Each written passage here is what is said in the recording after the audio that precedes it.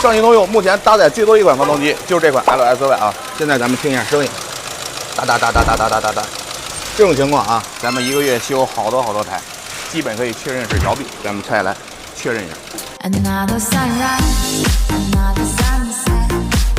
Soon it all be yesterday. Another good day, another bad day. Did you do today? Why do we choose to chase where we lose? One isn't what you have, what you haven't. You're all lost. 问题出在一缸上，咱们看一眼一缸的摇臂，摇臂轴承已经坏了啊，哐当哐当的。像这种情况，拖得再严重点啊，就会损坏凸轮轴。咱这辆车凸轮轴有点磨损，如果再严重点啊，就会造成缺缸。